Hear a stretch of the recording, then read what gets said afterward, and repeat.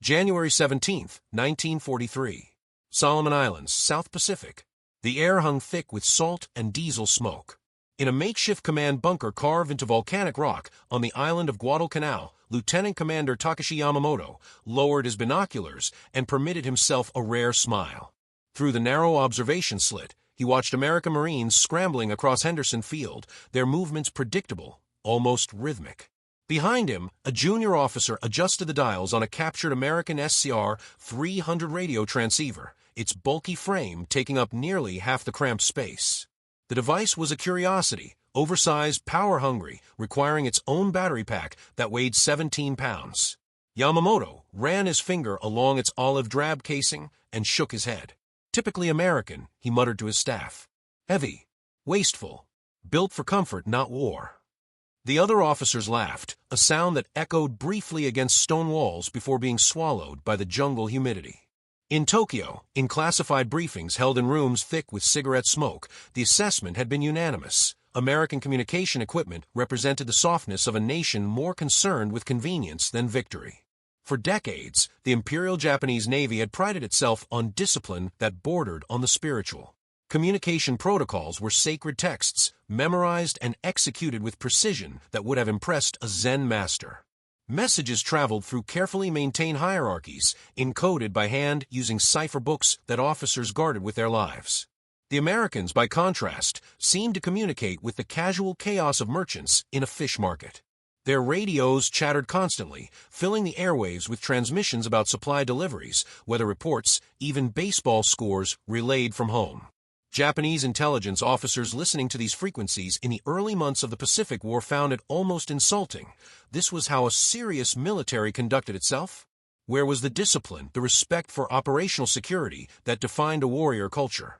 The Imperial Navy's Type 94 cipher machine, known to its operators as the Green Machine, was a marvel of precision engineering, producing codes that Japanese cryptographers assured their commanders were mathematically unbreakable. By comparison, American radio discipline seemed non-existent, their operators chattering away as if the enemy wasn't listening to every careless word. What Yamamoto and his colleagues could not have known, standing in that bunker with their captured radio, and their certainty, was that their mockery would curdle into horror within 18 months. The very qualities they derided, the abundance, the redundancy, the seemingly wasteful American approach to military communication, would become the instruments of their unraveling. The Solomon Islands campaign had begun badly for the Americans in August 1942, when the 1st Marine Division stormed ashore at Guadalcanal expecting light resistance, and instead found themselves locked in a meat grinder that would consume 6 months and over 7,000 American lives. But buried within that brutal struggle was a quieter war, one fought not with bullets, but with electromagnetic waves rippling invisibly through tropical air. At bases scattered across the Pacific, in Pearl Harbor, in Melbourne, in a converted icehouse in Washington, D.C., American cryptanalysts worked 18-hour shifts breaking Japanese naval codes with a methodical patience that would have surprised anyone who bought the propaganda about American impatience and cultural shallowness. The Imperial Japanese Navy believed, with an almost religious conviction, that their communications were secure.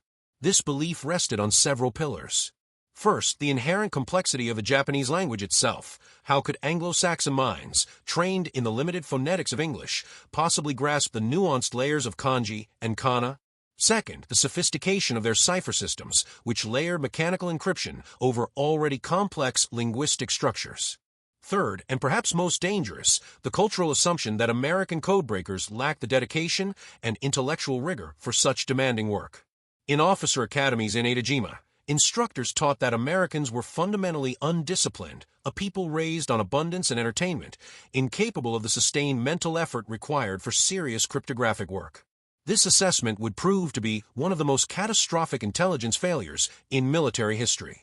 What Japanese commanders did not know was that by 1943, the United States Navy's Cryptanalytic Organization, designated OP-20G, had assembled a team that included some of the most brilliant mathematical minds in America. They worked in spaces that seemed to embody everything Japanese officers mocked about American excess: climate-controlled rooms filled with the latest IBM punch card machines, walls covered with charts and worksheets, tables groaning under the weight of reference materials. Where Japanese cryptographers worked in Spartan conditions, viewing hardship as discipline, their American counterparts had access to resources that seemed limitless. But this abundance was not softness. It was industrial-scale intellectual warfare, the application of American manufacturing philosophy to the problem of breaking enemy secrets. The machines hummed 24 hours a day. The worksheets multiplied.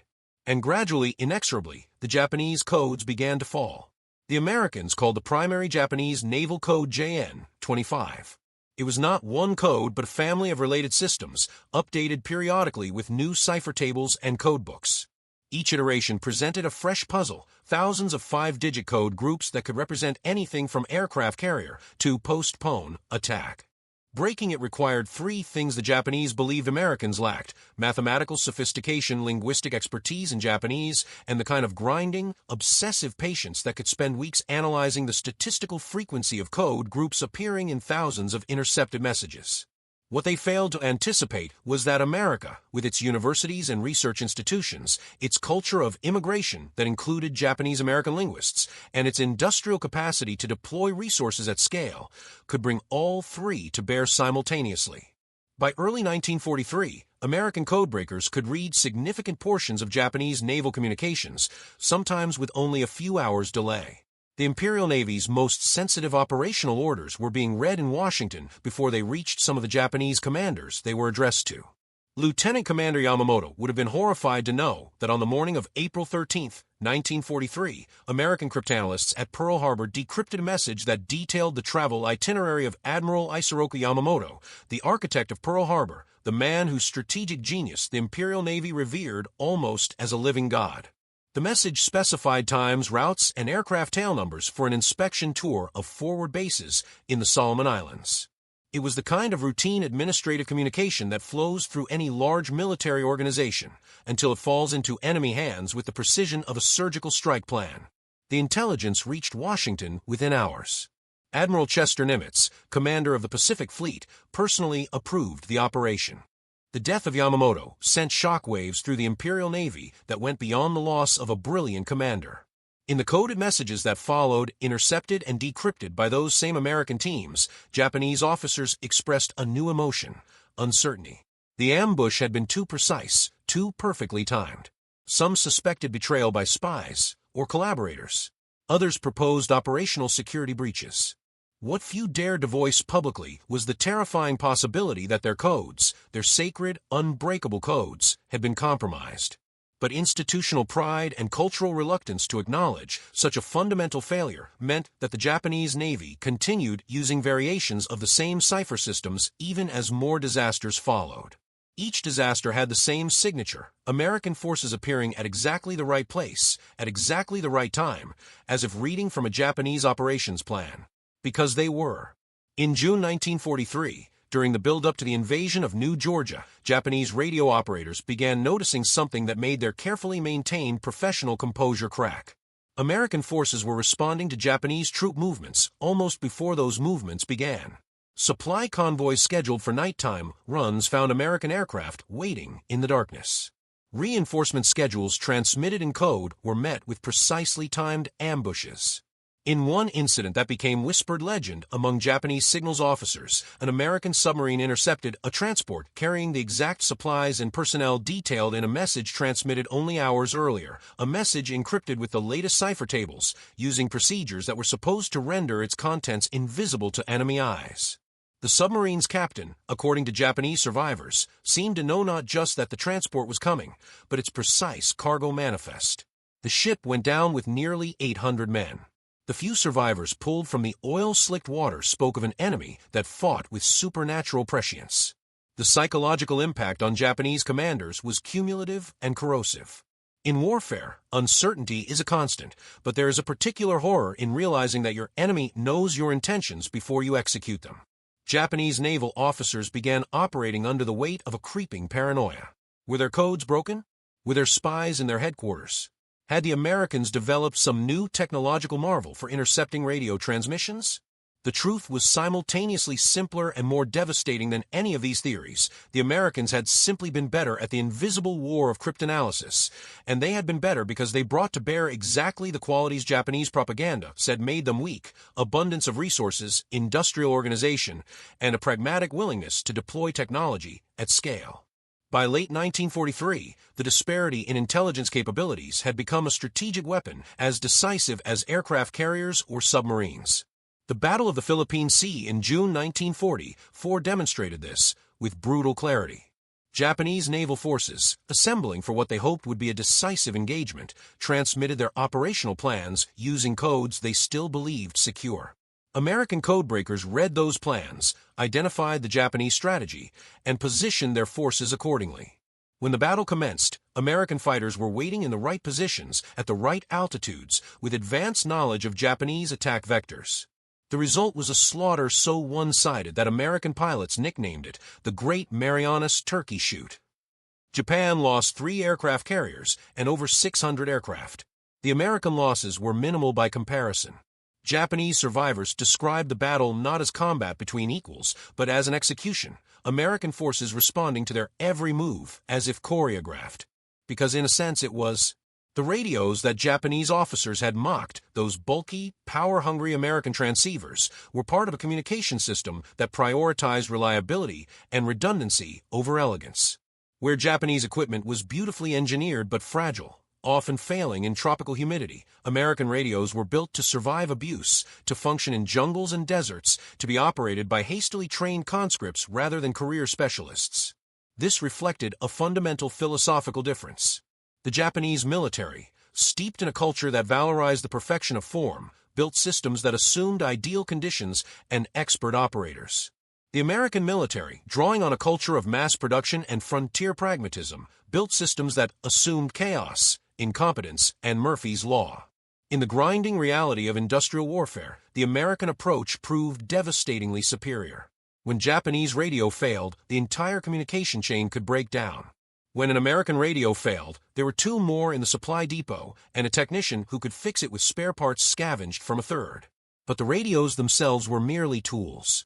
The real weapon was the system they enabled, a communication network that stretched from frontline units back through layers of coordination to cryptanalytic centers where the enemy's secrets were systematically extracted and exploited. Japanese officers, trained to see communication as a linear chain of command, struggled to comprehend the web of redundant, parallel channels that Americans deployed. U.S. forces could lose entire radio networks to Japanese jamming or attack, and simply switch to backup frequencies, backup equipment, backup procedures. This redundancy, which looked like wasteful duplication to efficiency-minded Japanese planners, was actually resilience engineered into the system. America was fighting a different kind of war, one where the advantage lay not in perfection but in the ability to absorb punishment and continue functioning. The symbolic power of those mocked American radios grew as the war progressed. In intercepted Japanese communications from 1944 and 1945, now read almost in real time by American cryptanalysts, there appeared increasingly bitter references to American material superiority. Where Japanese units fought with radios that were carefully rationed, American forces seemed to have them in excess. Every company had them, every tank, every aircraft. Japanese soldiers recovering American equipment from battlefields found devices that seemed almost carelessly abundant. Rations included cigarettes, candy, writing paper. Radios came with spare parts, technical manuals, maintenance kits. Even captured American field hospitals were stocked with supplies in quantities that seemed fantastical to Japanese medical officers accustomed to rationing morphine and operating with shortages of basic antiseptics. This abundance was not accidental or wasteful. It was the application of American industrial capacity to the problem of sustaining military force across the vast distances of the Pacific. But to Japanese commanders, raised in a culture that equated austerity with virtue, it looked like decadence. They could not understand that in modern industrial warfare, abundance was a weapon as surely as any bomb or bullet. By 1945, the strategic situation had become hopeless for Japan, but the communication asymmetry continued to extract its toll. When Japanese forces on Okinawa prepared defensive positions, American intelligence read their plans and adjusted tactics accordingly. When kamikaze units received orders for mass attacks, American radar stations and fighter directors had advance warning of timing and approach vectors, information gleaned from decrypted communications. The desperation that drove young pilots to fly their planes into ships was rendered even more tragic by the knowledge, available to American commanders but not to the pilots themselves, that their missions were compromised before they began, their sacrifice yielding diminishing returns because the enemy knew they were coming. In the final months of the war, as American B-29 bombers reduced Japanese cities to ash and firestorms, Japanese military communications carried a new tone that American translators noted in their reports. The certainty was gone. The mockery of American material culture had curdled into bitter recognition. Intercepted messages spoke of the enemy's incomprehensible resources, of military supplies that seemed infinite, of an opponent who fought with what one Japanese officer described as the weight of an entire continent. The radios that had once seemed like symbols of American excess were now understood as components of a system that Japan could never match, not because Japanese engineers lacked skill, but because Japan lacked the industrial base, the resource depth, and the systematic approach to logistics and communication that American abundance made possible. The transformation in Japanese military thinking was profound but came too late to matter. Where early war assessments had dismissed American fighting power as soft and undisciplined, late war analyses recognized a different reality. America fought wars the way it built automobiles, with standardized systems, mass production, and an acceptance that individual units might be disposable as long as the system continued to function. This was not the warfare of samurai tradition, where individual prowess and spiritual purity determined outcomes. This was industrial warfare, where victory went to the side that could deploy overwhelming material resources and sustain complex systems across global distances. The radio, that humble, bulky mock device, became a symbol of this divergence. Japanese officers had seen it as evidence of American weakness, a people too soft for the austerity that war demanded. Instead, it was evidence of American strength, a system designed for the sustained logistical nightmare of fighting across the largest ocean on Earth. The human cost of this communication asymmetry is difficult to calculate, but certainly ran into tens of thousands of lives. Every ambush informed by decrypted messages, every convoy intercepted, every air attack anticipated, each represented Japanese sailors, soldiers, and airmen dying because their commanders operated with assumptions about communication security that were catastrophically wrong. And on the American side, lives were saved by the same margin. Battles fought with foreknowledge of enemy dispositions produced lopsided casualty ratios. Submarines sent to intercept convoys based on decrypted schedules returned home instead of being lost to random patrols. Fighter pilots vectored to incoming raids by advanced intelligence survived encounters that might otherwise have killed them. The arithmetic of war is brutal, but the advantage in this invisible conflict was overwhelming and sustained. After the war, when occupation forces entered Japan and began the work of assessing how the enemy had fought, American intelligence officers conducted interviews with their Japanese counterparts. The conversations, documented in after-action reports now stored in archives, revealed the depth of the psychological impact. Japanese communications officers described the growing sense of dread as the war progressed, the feeling that their messages were being read by an audience they couldn't see. Some had suspected the truth, but were overruled by superiors who could not accept that their codes had been broken. Others clung to alternative explanations, spies, traitors, lucky guesses, anything but the devastating reality that American cryptanalysts had systematically dismantled the secrecy that Japanese naval operations depended upon. In one interview, a former captain of signals described his reaction upon learning the full extent of American code-breaking success. "We were fighting blind," he said, while believing our enemy was the one in darkness. It was a reversal we could not survive.